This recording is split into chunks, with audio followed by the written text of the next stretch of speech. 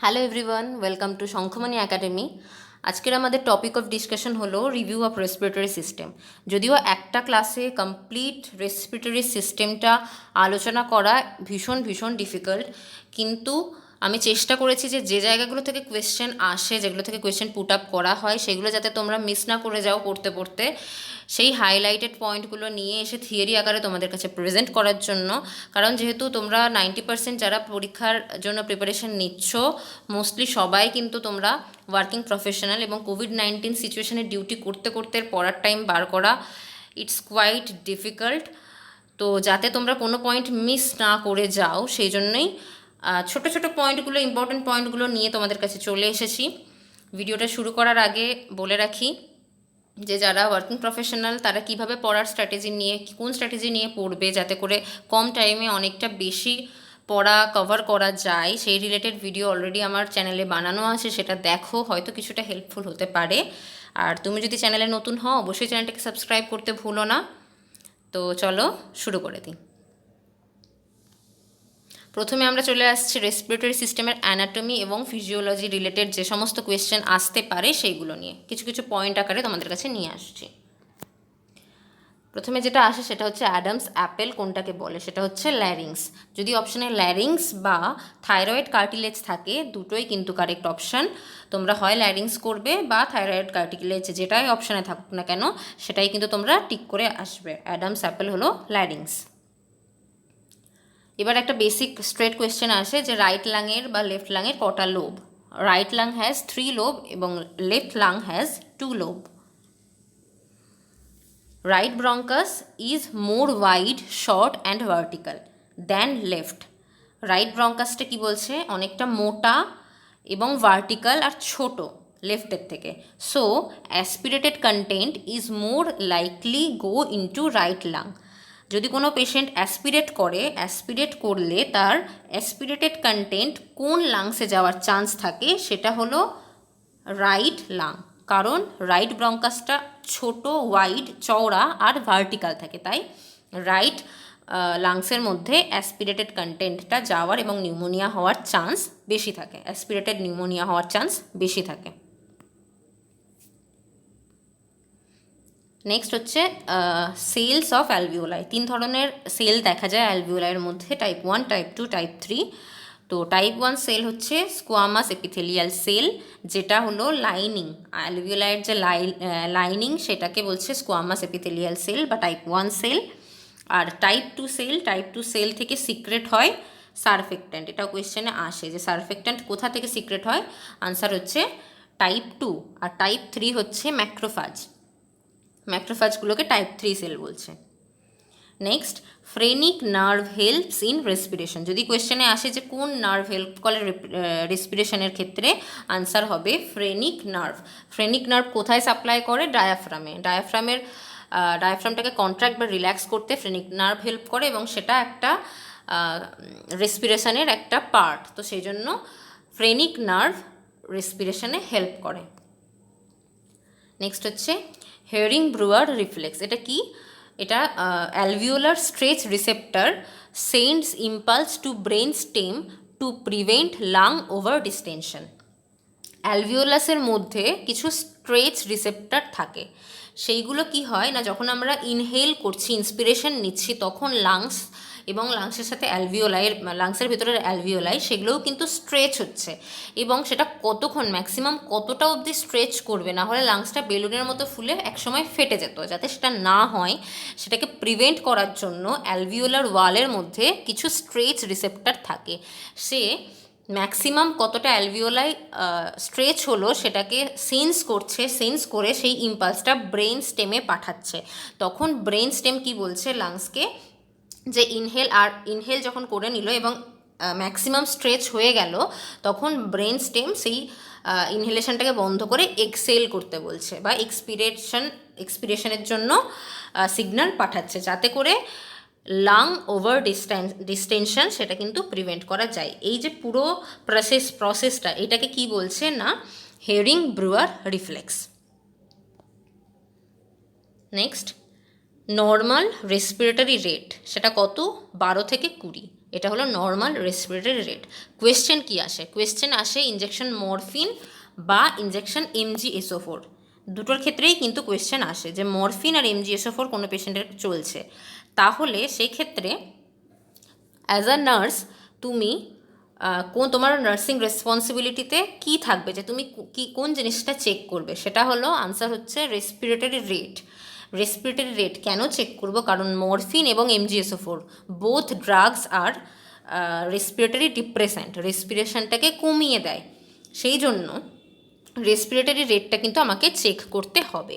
এবার যেটা আসে কোয়েশ্চেন, যে কোনো পেশেন্টের মরফিন বা MgSO4 চলছে, তুমি দেখলে তার রেসপিরেশন আছে 12, সেক্ষেত্রে তোমার as a nurse next nursing responsibility কী হবে? আনসার হচ্ছে উইথহোল্ড দ্য ড্রাগ। কারণ যেহেতু 12 বা তার নিচে হয়ে গেছে, তার মানে তার রেসপিরেটরি ডিপ্রেশন স্টার্ট হয়ে গেছে, সেই জন্য আমাকে কি করতে হবে না, ড্রাগটাকে বন্ধ করে দিতে হবে। Next, 1 degree rise in temperature causes increase in 4 breath per minute. Respiratory center, এটা স্ট্রেট কোয়েশ্চেন কিন্তু ভীষণ ভীষণ ভীষণ ইম্পর্ট্যান্ট। এরকমই কোয়েশ্চেনটা আসে যে what is among the following which one is respiratory center? Answer কী হবে? মেডুলা অবলাঙ্গাটা বা পন্স, এটা হলো respiratory center. Next, respiratory stimulant, এটাও ভীষণ ইম্পর্ট্যান্ট। যদি কোয়েশ্চেনে আসে যে রেসপিরেটরি স্টিমুল্যান্ট কী এবং অপশানের মধ্যে কার্বন ডাইঅক্সাইড, অক্সিজেন, নাইট্রোজেন থাকে, অক্সিজেন কিন্তু হবে না, রেসপিরেটরি স্টিমুল্যান্ট কিন্তু কার্বন ডাইঅক্সাইড। এটা ভীষণ ভীষণ ইম্পর্ট্যান্ট, দুটো কোয়েশ্চেনই ভীষণ ইম্পর্ট্যান্ট, পরীক্ষায় অনেকবার করে আসে, এটা কিন্তু ভুল করো না। Next, normal inspiration is to expiration ratio কি ইন্সপিরেশন আর এক্সপিরেশনের? সেটা হচ্ছে 1:2। এটা নর্মাল হেলদি অ্যাডাল্টের ক্ষেত্রে 1:2। এবার কোনো পেশেন্ট যদি COPD আছে, সেক্ষেত্রে পেশেন্টকে বলা হয় পার স্লিপ ব্রিদিং করতে। পার স্লিপ ব্রিদিংয়ে কী হয়? Inspiration is to expiration ratio হচ্ছে 1:3। পেশেন্ট যদি ইন্সপিরেশন নেয় 1 সেকেন্ড ধরে, তাহলে সে এক্সপিরেট করবে 3 সেকেন্ড ধরে। এতে করে এটা কেন করা হয়? কারণ COPDর ক্ষেত্রে আমরা জানি যে কার্বন ডাইঅক্সাইড রিটেনশনটা অনেক বেশি হয়ে যায়, এবং সেই কার্বন ডাইঅক্সাইড, এক্সেস কার্বন ডাইঅক্সাইডটাকে বার করার জন্য আমাদের এক্সপিরেশনটা বেশিক্ষণ অবধি দিতে হবে পেশেন্টকে। Normal, anterior posterior and transverse diameter of chest, এই দুটোর রেশিও কি? এপি ডায়ামিটার এবং ট্রান্সভার্স ডায়ামিটার অফ চেস্টের রেশিও হচ্ছে 1:2। এটা নর্মাল হেলদি অ্যাডাল্টের ক্ষেত্রে। এবার যদি কোনো পেশেন্ট থাকে এমফাইসিমার পেশেন্টের কিন্তু যেটা হয়ে যায় ব্যারেল চেস্ট, সেই ব্যারেল চেস্টে কি হয় না, অ্যান্টেরিয়র পস্টেরিয়র এবং ট্রান্সভার্স ডায়ামিটারের যে রেশিও সেটা হচ্ছে 1:1। কীরকম হয়ে যায়? চেস্টটা ব্যারেল বা পিপের মতো দেখতে হয়ে যায়। এতে করে যে ডায়ামিটারগুলো হয়, বোথ অ্যান্টেরিয়র পস্টেরিয়র এবং ট্রান্সভার্স ডায়ামিটার দুটোই কিন্তু সেম হয়ে যায়, সেই জন্য 1:1। নেক্সট দেখি চলো। লাংসের মধ্যে যেটা আমরা ছোটোবেলাতেও পড়েছি যে কিছু ভলিউম এবং কিছু ক্যাপাসিটি থাকে। যদি তোমাদের সবটা মনে না থাকে, ভলিউমের মধ্যে এই দুটো ভলিউম ভীষণ ভীষণ ইম্পর্টেন্ট, এটা মনে রেখো। সেটা হচ্ছে টাইডাল ভলিউম। টাইডাল ভলিউমটা হচ্ছে 500 ml। টাইডাল ভলিউমটা কোনটা না, নর্মাল আমরা ইন্সপিরেট করছি এবং এক্সপিরেট করছি, যে নর্মাল রেঞ্জটা, নর্মাল কতটা ml অফ এয়ার আমরা ইনহেল করছি, সেটা হচ্ছে 500 ml। আচ্ছা, রেসিডুয়াল ভলিউম হলো 1200 ml। রেসিডুয়াল ভলিউম কোনটা না, ফোর্সফুল এক্সপিরেশনের পরেও যে অ্যামাউন্ট অফ এয়ারটা লাংসের মধ্যে ট্র্যাপ হয়েই থাকে, সেটা হচ্ছে রেসিডুয়াল ভলিউম। এটা কিন্তু ফোর্সফুল এক্সপিরেশন করার পরেও কিন্তু এটা বের করতে আমরা পারি না। সেটার অ্যামাউন্টটা কত? সেটা হচ্ছে 1200 ml। এবার ভাইটাল ক্যাপাসিটিও অনেকগুলো আছে। ক্যাপাসিটি হলো অনেকগুলো ভলিউমের সংমিশ্রণ। তো ক্যাপাসিটির মধ্যে ভাইটাল ক্যাপাসিটিটা মনে রাখবে, সেটা হলো 4600 ml, এবং টোটাল লাং ক্যাপাসিটি সেটা হচ্ছে 5800 ml। টোটাল লাং ক্যাপাসিটি হচ্ছে যে সমস্ত লাংসের যতগুলো ভলিউম আছে, প্রত্যেকটা ভলিউম যোগ করলে টোটাল লাং ক্যাপাসিটি আসে, এবং টোটাল লাং ক্যাপাসিটি থেকে রেসিডুয়াল ভলিউমটা বাদ দিলে যেটা পড়ে থাকে সেটা হচ্ছে ভাইটাল ক্যাপাসিটি। সেটা কত? 4600। সেই জন্য তোমরা যদি ডিফারেন্স দেখো ভাইটাল ক্যাপাসিটি এবং টোটাল লাং ক্যাপাসিটির, এই দুটোর মধ্যে কিন্তু মাইনাস করলে যেটা রেসিডুয়াল ভলিউম 1200 সেটাই পড়ে থাকবে। চলো এবার হচ্ছে 1 haemoglobin molecule binds with 4 oxygen molecule. যদি 100% স্যাচুরেশন হয় ব্লাডে অক্সিজেনের, তাহলে সেক্ষেত্রে বলা হয় যে একটা হিমোগ্লোবিন মলিকিউল কিন্তু 4টে অক্সিজেনের সাথেই বাইন্ড করেছে। নর্মালি একটা হিমোগ্লোবিন 4টে অক্সিজেনের সাথে বাইন্ড করে। আচ্ছা, এবার হচ্ছে ET tube. Tip of ET tube should 4 centimeter above carina. ET tube যখন ইনসার্ট করা হচ্ছে তার টিপটা কত দূর অবধি থাকবে? কত দূর অবধি থাকবে না, আনসারটা হবে 4 সেন্টিমিটার অ্যাবাভ কেরিনা। এবার কেরিনাটা কি? কেরিনাটা হচ্ছে যে বাইফার্কেশন অফ ট্র্যাকিয়া। ট্র্যাকিয়াটা যেখানে ভাগ হয়ে দুটো ডিভিশন হয়ে যাচ্ছে, রাইট অ্যান্ড লেফট,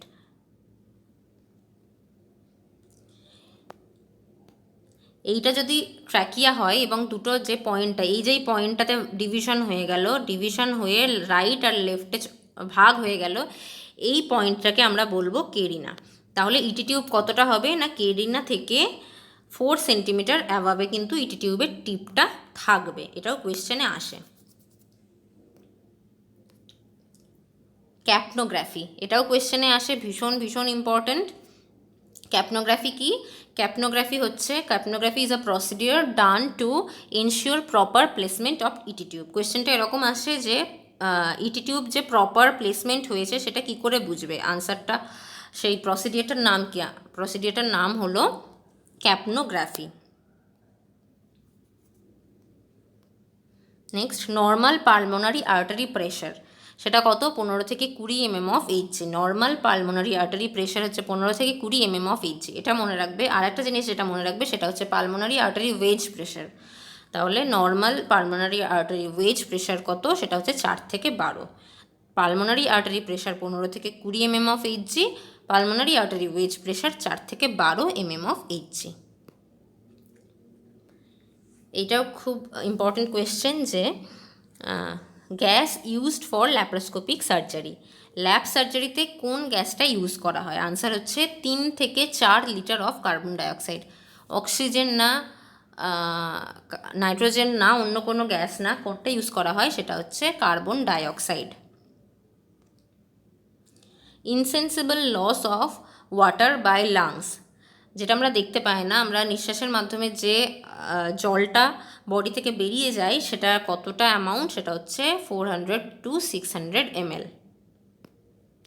এটা চলে গেল আমাদের কিছু অ্যানাটমি ফিজিওলজি রিলেটেড কিছু ইম্পর্ট্যান্ট পয়েন্ট। এবার চলে আসি আমরা রিলেটেড প্রসিডিওরের মধ্যে। প্রথমে আসছে চোকিং। চোকিং সেটা সবাই জানে কি জিনিসটা। আমাদের কোনো খাবারের টুকরো বা কোনো ফরেন পার্টিকেল যদি আমাদের ট্র্যাকিয়ার মধ্যে চলে যায়, আটকে যায়, তাহলে সেটাকে বলা হয় চোক করা বা চোকিং। ইউনিভার্সাল চোকিং সাইন কি? ইউনিভার্সাল চোকিং সাইন হলো থাম অ্যান্ড 4 ফিঙ্গার এনসার্কলিং দ্য থ্রোট। আমাদের যেটা চোখ হলে মানুষ কী করে না, হাতটাকে, থাম আর 4 ফিঙ্গারটাকে গলার কাছে নিয়ে গিয়ে চেপে ধরে। তাহলে সেইটাই হচ্ছে ইউনিভার্সাল চোকিং সাইন, থাম অ্যান্ড 4 ফিঙ্গার এনসার্কলিং থ্রোট। এখানে যেটা কোয়েশ্চেনে আসে সেটা হচ্ছে এই হেমলিচ ম্যানুয়েভার বা অ্যাবডোমিনাল থার্স্ট। এখান থেকে কি কোয়েশ্চেন আসে চলো দেখে নিই জিনিসটা কি। Short abrupt pressure against abdomen, upward and inward 2 finger breadth above umbilicus. Umbilicus থেকে 2 ফিঙ্গার ব্রিথ ওপরে একটা শর্ট অ্যাব্রাপ্ট প্রেশার দিতে হবে। প্রেশারটার ডিরেকশন কীরকম হবে? আপওয়ার্ড আর ইনওয়ার্ড। এতে করে কি হবে, যে প্রেশারটা ক্রিয়েট হবে, এতে করে যে ফরেন পার্টিকেলটা ট্র্যাকিয়ার মধ্যে আটকে ছিল সেটা কিন্তু বেরিয়ে চলে আসবে। এক্ষেত্রে কোন ভলিউম অফ এয়ারটা কাজে লাগে যাতে করে ফরেন পার্টিকেলটা বাইরে বেরিয়ে আসতে পারে? সেটা হলো রেসিডুয়াল ভলিউম।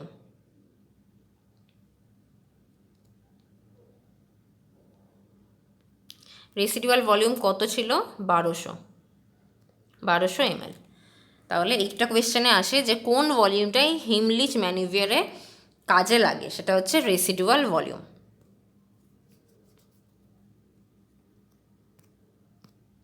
Next, bronchoscopy. ব্রঙ্কোস্কোপির ক্ষেত্রে NPO for 6 to 8 hour. Bronchoscopy করানোর আগে নার্সেস রেসপন্সিবিলিটি প্রি অপারেটিভ কী না পেশেন্টকে এনপিও রাখতে হবে 6 থেকে 8 ঘন্টা। এবার পোস্ট অপারেটিভ কী responsibility? Avoid cough at post operative period, expect dysphagia hemoptysis. পেশেন্টের সার্টেন টাইম অবধি, কিছুক্ষণ অবধি কিন্তু গিলতে গেলে পেন হবে, ডিসফেজিয়া হবে, সেটা নর্মাল আফটার ব্রঙ্কোস্কোপি, এবং হিমোপটিসিস সেটাও কিন্তু নর্মাল ব্রঙ্কোস্কোপির পরে পোস্ট অপারেটিভ পিরিয়ডে। আর নার্সেস রেসপন্সিবিলিটি কী আছে আফটার প্রসিডিওর? না elevate head of the bed আর observe for hemorrhage. Next oxygen therapy. এখানে যেটা ইম্পর্টেন্ট সেটা হচ্ছে do not administer high concentration of oxygen in COPD patient because carbon dioxide narcosis may develop. সিওপিডির পেশেন্টের ক্ষেত্রে কিন্তু আমরা high concentration of oxygen use করতে পারি না। সাধারণত কি করা হয় না, নেজাল ক্যানুলা দিয়ে 2 লিটার পার মিনিট এই ফ্লোতে অক্সিজেন কিন্তু সিওপিডি পেশেন্টকে দেওয়া হয়, হাই ফ্লোতে অক্সিজেন দেওয়া হয় না। কেন সেটা আমি পরে বলছি। চলো টাইপগুলো দেখে নিই যে মেথড কোন কোন মেথডে অক্সিজেন ডেলিভার করা হয়। প্রথমে আছে ন্যাজাল ক্যানুলা। ন্যাজাল ক্যানুলার ফ্লো কত? 1 থেকে 6 লিটার পার মিনিট। FiO2 কত? 24 to 43%। FiO2 fraction of inspired oxygen, মানে কতটা অক্সিজেন ওর মধ্যে মিক্স থাকে। ন্যাজাল ক্যানুলা দিয়ে পেশেন্ট কতটা অক্সিজেন নিতে পারে সেটা হচ্ছে 24 to 43%। সিম্পল ফেস মাস্ক, সেটার ফ্লো হচ্ছে 5 to 8 লিটার পার মিনিট এবং FiO2 কত? 40 to 60%। পার্শিয়াল রিব্রিদার মাস্ক, তার ফ্লো কত? 8 থেকে 11 লিটার পার মিনিট, FiO2 50 থেকে 90%। নন রিব্রিদার মাস্ক, এটার ফ্লো কত? 12 থেকে 15 লিটার পার মিনিট, FiO2 কত? 90 to 100%। ভেন্তুরি মাস্ক, এর ফ্লো কত? 2 থেকে 15 লিটার পার মিনিট, FiO2 24 থেকে 60। তো এখানে যেটা আসে সেটা হলো যে কোয়েশ্চেন এরকম আসে যে কোন মেথডে অক্সিজেন ডেলিভার করলে হাইয়েস্ট বা হাই কনসেন্ট্রেশন অফ অক্সিজেন আমরা ডেলিভার করতে পারি। তো এই চার্ট থেকে আমরা দেখতে পাচ্ছি 90 to 100% আছে কোথায়? নন রিব্রিদার মাস্কে। তাহলে কোনো পেশেন্টকে যদি হাই কনসেন্ট্রেটেড অক্সিজেন দেওয়া হয় সেক্ষেত্রে নন রিব্রিদার মাস্ক কিন্তু আমরা প্রেফার করব। এবার ধরো কোয়েশ্চেনের মধ্যে অপশানে নন রিব্রিদার মাস্কটা নেই, অথচ কোয়েশ্চেনটা এরকম আছে যে হাই ফ্লোতে অক্সিজেন বা হাই কনসেন্ট্রেশন অফ অক্সিজেন তোমাকে ডেলিভার করতে হবে, তাহলে তুমি কোন মেথডটা চুজ করবে? অপশান আছে nasal cannula, simple face mask, partial rebreather mask এবং ভেন্টুরি মাস্ক। সেক্ষেত্রে তুমি কোন অপশানটা কারেক্ট করবে? সেটা করবে পার্শিয়াল রিব্রিদার মাস্ক। কারণ নন রিব্রিদারের পরেই যেটা সবচেয়ে হাইয়েস্ট দেয় সেটা হচ্ছে 50 থেকে 90% পার্শিয়াল রিব্রিদার মাস্ক। যদি অপশনের মধ্যে নন রিব্রিদার থাকে তাহলে অবশ্যই নন রিব্রিদার হবে, আর যদি পার্শিয়াল রিব্রিদার থাকে, নন রিব্রিদার না থাকে তাহলে পার্শিয়াল রিব্রিদার হবে।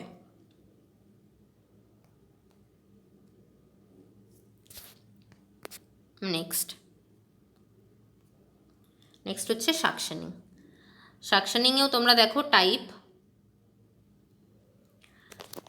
4টে টাইপ আছে, ওরোফেরিঞ্জিয়াল, নেজোফেরিঞ্জিয়াল, ট্র্যাকিওস্টোমি এবং এন্ডোট্র্যাকিয়াল। ওরোফেরিঞ্জিয়াল, নেজোফেরিঞ্জিয়াল এবং ট্র্যাকিওস্টোমির ক্ষেত্রে প্রেশার কীরকম হয়, যে সাকশন আমরা অ্যাটাচ করে যে সাকশন ক্যাথেটার দিয়ে আমরা সাকশন করি, সেই সাকশন মেশিনের প্রেশার কত হয়? 100 থেকে 120 mm of Hg। টাইম কত? Less than 10 second. আর এন্ডোট্র্যাকিয়ালের ক্ষেত্রে প্রেশার কত? 80 to 100 mm of Hg। Time কত? 15 সেকেন্ড। এটা কিন্তু ভীষণ ইম্পর্ট্যান্ট, এই চার্টটা কিন্তু তোমরা অবশ্যই মনে রেখো, এটা খুবই ইম্পর্ট্যান্ট, কোয়েশ্চেনে আসে। এন্ডোট্র্যাকিয়ালের ক্ষেত্রে টাইম হচ্ছে 15 সেকেন্ড, ট্র্যাকিওস্টোমির ক্ষেত্রে টাইম হচ্ছে লেস দ্যান 10 সেকেন্ড। আরেকটা কোয়েশ্চেন যেটা আসে যে ডক্টর প্রেসক্রাইব করেছে both oropharyngeal and nasopharyngeal suctioning. As a nurse তুমি প্রথমে কোন সাকশনিংটা করবে, ওরোফেরিঞ্জিয়াল না নেজোফেরিঞ্জিয়াল? তখন তুমি মাথায় রাখবে যে M before N.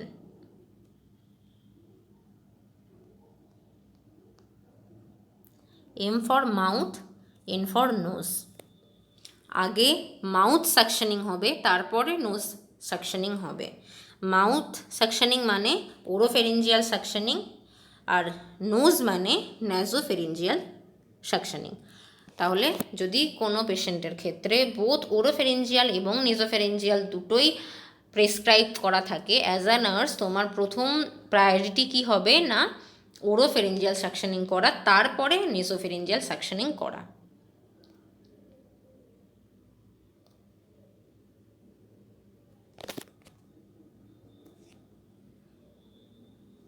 Hyper অক্সিজেনেট before suctioning, suctioning করার আগে হাইপার অক্সিজেনেট করে দিতে হয়। বিফোর অ্যান্ড আফটার প্রসিডিওর কিন্তু হাইপার অক্সিজেনেট করা হয় পেশেন্টকে।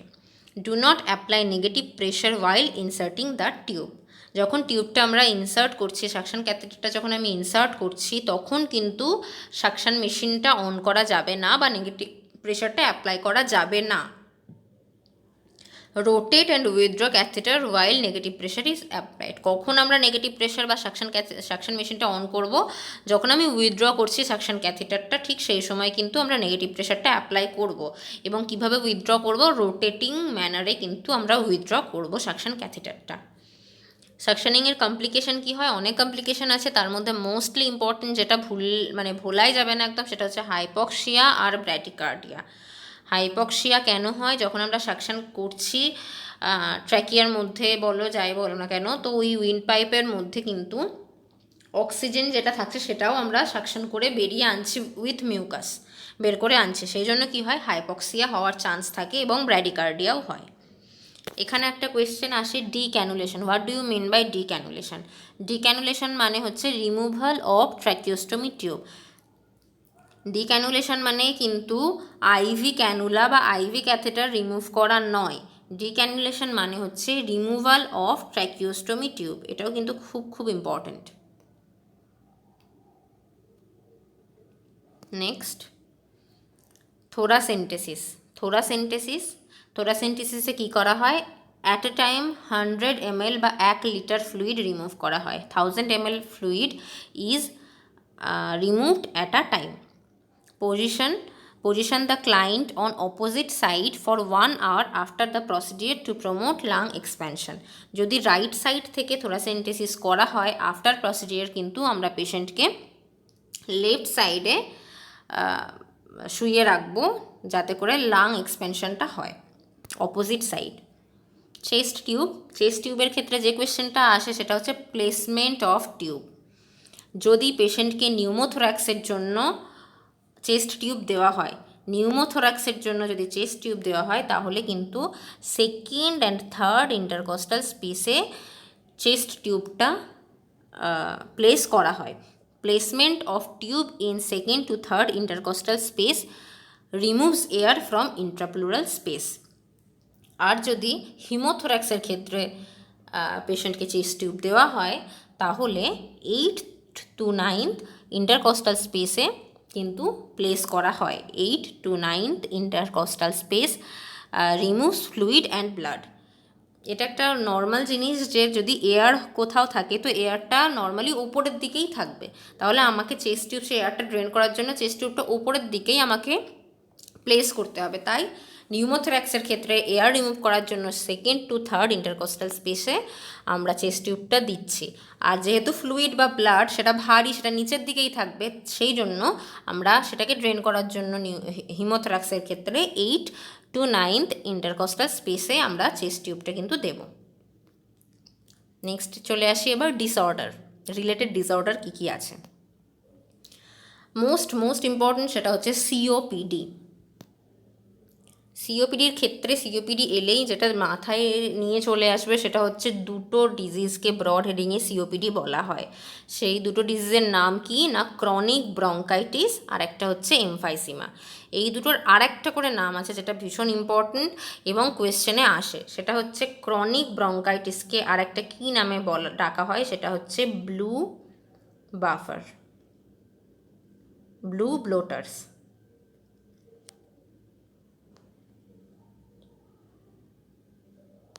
এটা হচ্ছে ক্রনিক ব্রঙ্কাইটিস। আর এমফাইসিমাকে আরেকটা কী নামে বলা হয়, সেটা হচ্ছে পিঙ্ক পাফার্স।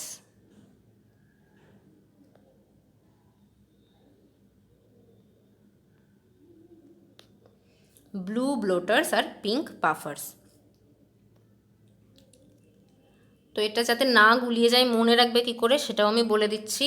ক্রনিক ব্রঙ্কাইটিসের মধ্যে বি আছে এবং ব্লু ব্লোটারেও কিন্তু বিবি আছে, তাহলে এটা ভুলো না। ব্রঙ্কাইটিস মানে ব্লু ব্লোটার। আর এমফাইসিমাতে পি আছে, পিঙ্ক পাফারেও কিন্তু পিপি আছে, তাহলে কনফিউশনের কোনো জায়গা নেই। ক্রনিক ব্রঙ্কাইটিস এবং এমফাইসিমা দুটোকে কম্বাইন্ড, দুটোকেই বলা হয় সিওপিডি। ক্রনিক ব্রঙ্কাইটিসের আরেকটা নাম হলো ব্লু ব্লোটার, আর এমফাইসিমার আরেকটা নাম হলো পিঙ্ক পাফার।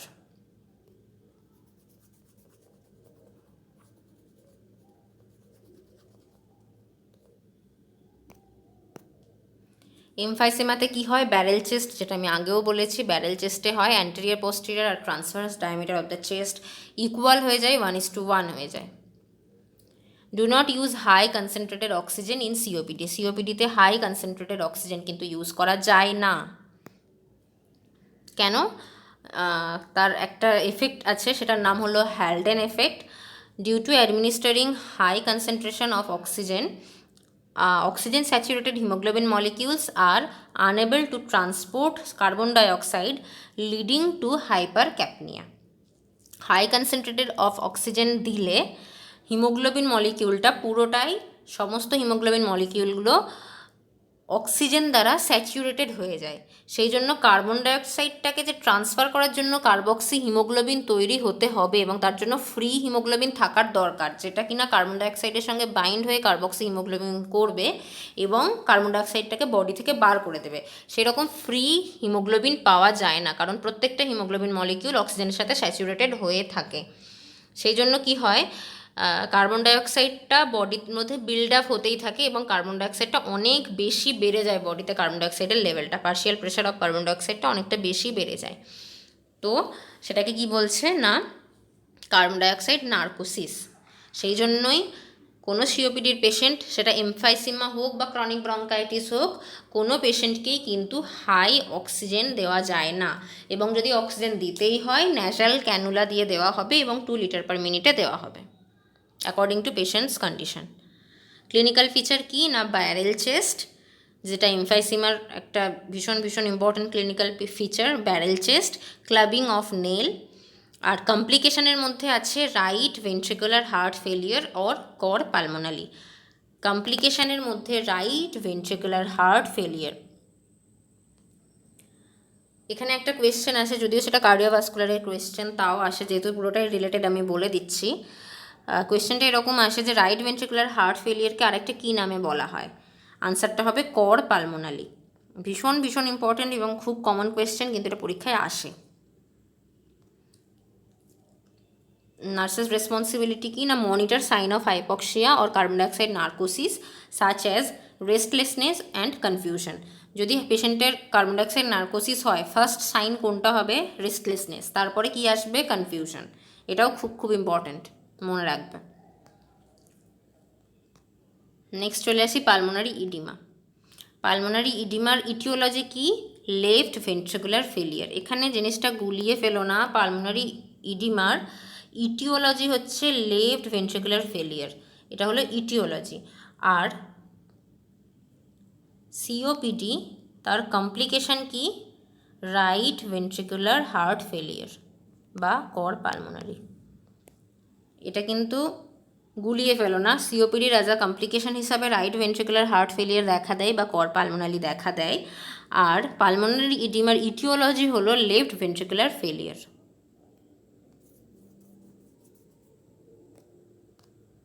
আর একটা অ্যাকিউট রেনাল ফেলিয়ার, দুটোই হচ্ছে ইটিওলজি। ক্লিনিক্যাল ফিচার কি? Paroxysmal nocturnal dyspnoea. এটাও খুব একটা ক্লাসিক্যাল ফিচার পালমোনারি ইডিমার, যে রাতের বেলা ডিসপনিয়া দেখা যায়, এটাকে বলে প্যারক্সিজমাল নকচার্নাল ডিসপনিয়া। এবার চলে আসছি অ্যাসমা। প্রায়োরিটি অ্যাসমার ক্ষেত্রে যদি প্রায়োরিটি নার্সিং অ্যাকশন আসে, আনসার কি হবে? Breathing assistance. Priority nursing action হলো breathing assistance. Drug of choice of status asthmaticus. Status asthmaticus কি না, অ্যাকিউট এক্সারবেশন অফ অ্যাজমা যদি হয় সেটাকে বলছে স্টেটাস অ্যাজমাটিকাস। এর ড্রাগ অফ চয়েস হচ্ছে সালবুটামল, এটাও মনে রাখো, এটাও কোয়েশ্চেনে আসে। এবার নর্মালি আমরা ডে টু ডে আমাদের লাইফে যেসব ড্রাগগুলো আমরা ইউজ করি তো সেগুলো নিয়ে চলে এসেছি। চলো ডুওলিন দেখে নিই। ডুওলিনের মধ্যে কী থাকে, লিভোসালবুটামল আর আইপ্রাটোপিয়াম ব্রোমাইড। লিভোসালবুটামলটা কোন গ্রুপ, সেটা হচ্ছে বিটা অ্যাগনিস্ট গ্রুপ। আর আইপ্রাটোপিয়াম ব্রোমাইডটা কোন group, anticholinergic group of drug. কিন্তু এই দুটো ড্রাগই হলো ব্রঙ্কো ডায়ালেটার, তাই ডুওলিনটা কী করে, ব্রঙ্কো ডায়ালেশনে হেল্প করে। বডিকর্ডটা হচ্ছে কর্টিকোস্টেরয়েড। লিভোলিন হচ্ছে লিভোসালবুটামল। মিউকোমিস্ট হচ্ছে এন অ্যাসিটাইলসিস্টিন, যেটা মিউকোলাইটিক মিউকাসটাকে থিন করতে সাহায্য করে এবং এক্সপেল আউট করতে হেল্প করে। এবার যেটা ইম্পর্টেন্ট সেটা হচ্ছে ফ্লেল চেস্টে কি হয় না, instability of chest wall 3 or more ribs are fractured or detached from sternum। 3টে বা তার বেশি যদি রিব ফ্র্যাকচার হয়ে যায় এবং স্টার্নাম থেকে ডিট্যাচড হয়ে যায়, সেক্ষেত্রে সেটাকে বলছে ফ্লেল চেস্ট। এটা কেন হয়, ব্লান্ট ট্রমা অফ চেস্ট, কোনো ব্লান্ট ট্রমা যদি চেস্টে হয় সেক্ষেত্রে ফ্লেল চেস্ট হতে পারে। এর যেটা ক্লিনিক্যাল ফিচার্স একটা ভীষণ ইম্পর্টেন্ট, সেটা হচ্ছে প্যারাডক্সিক্যাল রেসপিরেশন যদি দেখো, যেখানেই দেখো আনসার হবে ফ্লেল চেস্ট। এটা একদম মাথায় গেঁথে নাও, প্যারাডক্সিক্যাল রেসপিরেশন কোথায় হয়, ফ্লেল চেস্টে হয়। এটাকে কেন প্যারাডক্সিক্যাল রেসপিরেশন বলছে, নর্মালি আমরা যখন রেসপিরেশন, আমাদের যেটা নর্মাল রেসপিরেশনের ফিজিওলজি, যখন আমরা ইন্সপিরেট যখন আমরা করি তখন চেস্টটা কি হয়, বাইরের দিকে বেরিয়ে আসে বা আউটওয়ার্ড মুভমেন্ট হয় এবং ইন্সপিরেশনটা হয়। যখন আমরা এক্সপিরেট করার সময় চেস্টটা ভেতরের দিকে ঢুকে যায় এবং ভেতরের এয়ারটা বাইরে এক্সপেল আউট হয়ে আসে। প্যারাডক্সিক্যাল রেসপিরেশন সেক্ষেত্রে উল্টোটা। প্যারাডক্সিক্যাল রেসপিরেশনে কি হচ্ছে না, চেস্ট মুভ ইনওয়ার্ড ডিউরিং ইন্সপিরেশনের সময় ভেতরের দিকে চেস্টটা ঢুকে যাচ্ছে, আর এক্সপিরেশনের সময় আউটওয়ার্ড ডিউরিং এক্সপিরেশন। সেই জন্য এটাকে বলছে প্যারাডক্সিক্যাল রেসপিরেশন। এটা কখন হয়, এটা ফ্লেইল চেস্টের ক্ষেত্রে দেখা যায় এবং খুব ইম্পর্টেন্ট এটা। এবার pulmonary edema most common cause, এটাই কোয়েশ্চেনে আসে। মোস্ট কমন কজ হলো ডিভিটি বা ডিপ ভেন থ্রম্বোফ্লেবাইটিস। এটা কেন হয় পালমোনারি এম্বোলিজম ডিভিটি হলে, কারণ ডিভিটি মানেই ভেনের মধ্যে ব্লাড ক্লট অলরেডি হয়ে আছে, থ্রম্বোফ্লেবাইটিস হয়ে আছে, সেই ক্লটটা যদি ওখান থেকে ডিসলজ হয়ে গিয়ে ব্লাড দিয়ে ট্রাভেল করতে করতে থ্রু আর হার্ট সেটা যদি চলে যায় লাংসের মধ্যে এবং লাংসের ক্যাপিলারি বেডের মধ্যে আটকে যায়, সেটাকে বলছে আমাদের পালমোনারি এম্বোলিজম। তাহলে ডিভিটি থেকে সেই জন্য পালমোনারি এম্বোলিজম হয় এবং এটা হলো most common cause. 1 number cause হলো ডিভিটি। 2 নাম্বার কজ কি, 2 নাম্বার কজ হচ্ছে long bone fracture. Long bone যেমন হচ্ছে ফিমার ফ্র্যাকচার যদি হয়, লং বোন ফ্র্যাকচার যদি হয়, তাহলে ফ্যাট মলিকিউল সেখান থেকে রিলিজ হয়ে গিয়ে লাংসে যদি আটকে যায়, ক্যাপিলারি বেডে আটকে যায়, সেক্ষেত্রেও পালমোনারি এম্বোলিজম হয়, সেটাকে বলছে ফ্যাট এম্বোলিজম। আর একটা হার্ট রিলেটেড যদি ইস্যু থাকে, যেমন যদি আর্টেরিয়াল ফ্লাটার বা আর্টেরিয়াল ফিব্রিলেশন বা আর্টেরিয়াল ফ্লাটার যদি থাকে, সেক্ষেত্রে কি হয়, সেক্ষেত্রে হার্টের মধ্যে হার্টের মধ্যে যে ব্লাডটা থাকে সেই ব্লাডের মধ্যে ক্লট ফর্মেশন হয়। ক্লট ফর্মেশন যদি হয় আর্টেরিয়াল ফিব্রিলেশনের জন্য বা আর্টেরিয়াল ফ্লাটারের জন্য, সেই ক্লটটা ঘুরতে ঘুরতে চলে যায় পালমোনারি সিস্টেমে, লাংসের মধ্যে এবং ক্যাপিলারি বেডে যদি আটকে যায়, সেক্ষেত্রেও পালমোনারি এম্বোলিজম কিন্তু হতে পারে। ক্লিনিক্যাল ফিচার্স কি, ক্লিনিক্যাল ফিচার্স হচ্ছে চেস্ট পেনটা কখন বাজে হয়, চেস্ট পেন গেটস ওয়ার্স ওয়াইল ব্রিদিং ইন্সপিরেশনের সময় চেস্ট পেনটা বেশি করে দেখা যায়। আর কি হয়, শর্টনেস অফ ব্রিথ, এটাও কিন্তু পালমোনারি এম্বোলিজমে হয়।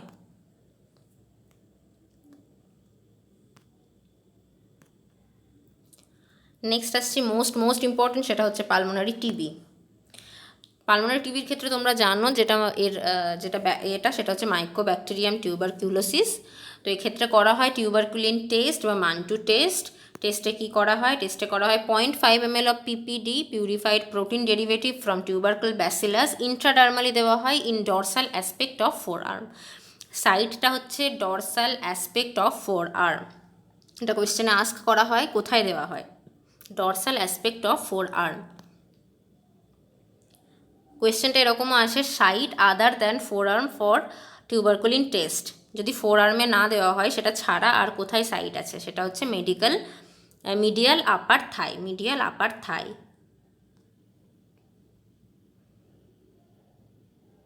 More than 10 mm in duration after 48 to 72 hours indicate positive test result in normal healthy adult.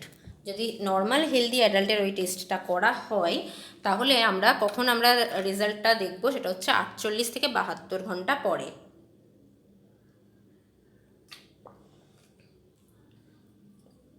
আমরা কি দেখব, যদি দেখি যে more than 10 mm in duration আছে, মোর দ্যান 10 mm যদি ফোলাভাব থাকে ওই জায়গাটাতে, তাহলে আমরা বলবো যে হ্যাঁ টিউবারকুলিন টেস্ট বা মান্টু টেস্টটা হচ্ছে পজিটিভ। এটা নর্মাল হেলদি অ্যাডাল্টের ক্ষেত্রে। এবার কোয়েশ্চেন যেটা আসে সেই টুইস্টেড কোয়েশ্চেনটা হচ্ছে এইচআইভি বা কোনো ইমিউনো কম্প্রোমাইজ পেশেন্ট, তার ক্ষেত্রে কত হলে তুমি বলতে পারবে positive. More than 5 mm in duration indicate positive in case of HIV or immunocompromised person. যদি HIV বা ইমিউনোকম্প্রোমাইজড হয় সেক্ষেত্রে মোর দ্যান 5 mm যদি হয় ইন ডিউরেশন, তাহলেই কিন্তু তুমি ওটাকে বলতে পারো পজিটিভ এইচআইভির ক্ষেত্রে। আর যদি নর্মাল অ্যাডাল্ট হয়, নর্মাল হেলদি অ্যাডাল্টের ক্ষেত্রে 10 হলেই সেটাকে আমি বলবো পজিটিভ। ভ্যাকসিনেশন কি আমরা সবাই জানি, বিসিজি টিবি প্রিভেন্ট করার জন্য দেওয়া হয় বাচ্চাদের। ভ্যাকসিনেশন রিলেটেড বা ইমিউনাইজেশন রিলেটেড কোয়েশ্চেন অলরেডি সাইটে আপলোড করা আছে, ডিসক্রিপশন বক্সে তার লিঙ্ক পেয়ে যাবে, যদি না দেখে থাকো অবশ্যই দেখে নাও।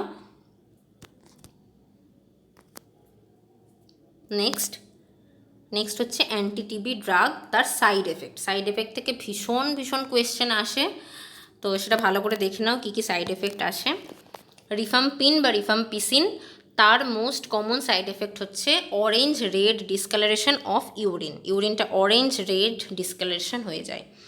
কোনো পেশেন্ট যদি তোমার কাছে এসে বলে যে তো পেশেন্টের রেড বা অরেঞ্জ ইউরিন আসছে, তোমাকে সেক্ষেত্রে বলতে হবে, পেশেন্টকে অ্যাসিওর করতে হবে যে যেহেতু আপনি রিফাম্পিসিন নিচ্ছেন এটা একটা নর্মাল সাইড এফেক্ট, এটা কোনো ক্ষতিকর কিছু জিনিস না, এবং তাকে রিঅ্যাসিওর করতে হবে। রিফাম্পিসিনের আরেকটা সাইড এফেক্ট হচ্ছে ডিক্রিজ এফেক্টিভনেস অফ ওসিপি। কোনো পেশেন্ট যদি ওসিপি বা ওরাল কন্ট্রাসেপটিভ পিল নেয় এবং তার সাথে রিফাম্পিসিনও নেয়, সেক্ষেত্রে কিন্তু কন্ট্রাসেপটিভ ফেলিয়ার হওয়ার চান্স অনেক বেশি। নেক্সট ড্রাগ হচ্ছে স্ট্রেপ্টোমাইসিনের ক্ষেত্রে যেটা সবথেকে ইম্পর্ট্যান্ট সেটা হচ্ছে এর রুটটা, এটা কিন্তু ইনজেকশন হিসাবে দেওয়া হয় আইএম রুটে। বাকি সমস্ত অ্যান্টিটিবি ড্রাগ সেগুলো কিন্তু ওরাল, একমাত্র স্ট্রেপ্টোমাইসিন এটা কিন্তু ইনজেকশন হিসাবে দেওয়া হয়। এর কি সাইড এফেক্ট সেটা হচ্ছে ওটোটক্সিসিটি আর একটা হলো নেফ্রোটক্সিসিটি। এখান থেকে কোয়েশ্চেন কি আসে, কোয়েশ্চেন এইরকম ঘুরিয়ে আসে যে স্ট্রেপ্টোমাইসিন কত নাম্বার ক্রেনিয়াল নার্ভকে ড্যামেজ করে। আনসার কি হবে, আনসার হবে 8th ক্রেনিয়াল নার্ভ, কারণ 8th ক্রেনিয়াল নার্ভটাই হচ্ছে অডিটরি নার্ভ। অডিটরি নার্ভের কাজই হচ্ছে শুনতে হেল্প করা, তো সেটাকে ও ক্ষতিগ্রস্ত করছে কারণ এটা ওটোটক্সিক ড্রাগ, তাই 8th ক্রেনিয়াল নার্ভকে কিন্তু অ্যাফেক্ট করছে।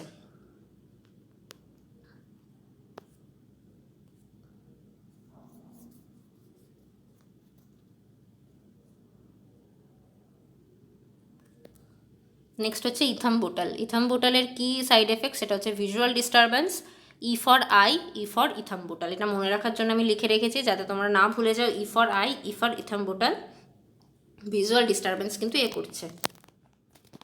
নেক্সট আইসোনিয়াজাইড বা আইএনএইচ, এর কি সাইড এফেক্ট হচ্ছে পেরিফেরাল নিউরাইটিসটাকে আমরা যাতে প্রিভেন্ট করতে পারি সেই জন্য আইসোনিয়াজাইডের সাথে কি ড্রাগ দেওয়া হয় সেটা হচ্ছে পাইরিটক্সিন বা ভিটামিন B6।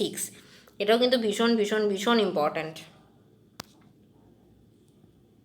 নেক্সট হচ্ছে নিউমোনিয়ার ক্ষেত্রে ভ্যাকসিনেশন কি, ইনফ্লুয়েঞ্জা ভ্যাকসিন দেওয়া হয় 50 বছর বা তার বেশি হলে, নিউমোকক্কাল দেওয়া হয় 65 ইয়ার্স অর ওল্ডার, আর কোভিড-19 ভ্যাকসিন এটা অলরেডি আমি ইমিউনাইজেশন রিলেটেড কোয়েশ্চেন আনসারের মধ্যে বলে দিয়েছি, নতুন করে বলার কিছু নেই, ডিসক্রিপশানে লিঙ্ক পেয়ে যাবে, তোমরা দেখে নাও। এরপরে আসছে সার্স কোভি, যেটা ভীষণ ইম্পর্ট্যান্ট এখন। সার্স কোভি থেকে কি আসতে পারে কোয়েশ্চেন? মেনটেন কন্ট্যাক্ট প্রিকশন, যেটা আমরা পিপি পরে ডিউটি করছি প্রত্যেকে, সেটা কন্ট্যাক্ট প্রিকশনটাকে আমরা মেনটেন করছি। আর কি কোয়েশ্চেন আসতে পারে? সার্সের full form, severe acute respiratory syndrome. সারির full form, severe acute respiratory infection. এগুলোও কিন্তু এখান থেকে আসতে পারে।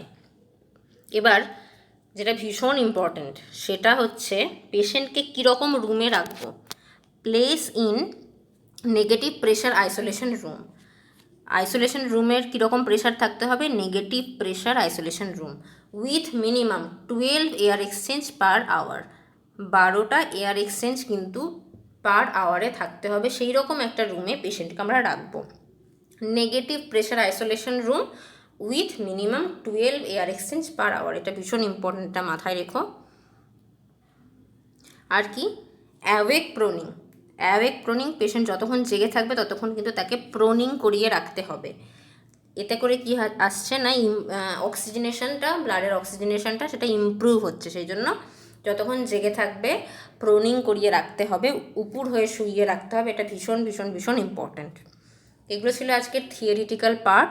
নেক্সট আমরা টপিক যেটা নিয়ে আসবো সেটা হচ্ছে রেসপিরেটরি সিস্টেমের উপরে কী কী এমসিকিউ প্রিভিয়াস ইয়ারে এসেছে বা কী কী এমসিকিউ আসতে পারে, সেই রিলেটেড কোয়েশ্চেন নিয়ে আসবো। যদি ভিডিওটাকে ভালো লেগে থাকে অবশ্যই সাবস্ক্রাইব করে দিও এবং ভিডিওটাকে লাইক করে দিও। বন্ধুদের সাথে শেয়ার করতে একদম ভুলো না। আমাকে কমেন্ট সেকশনে জানাও যে পরের ভিডিওটা তোমরা কিসের ওপরে দেখতে চাইছো।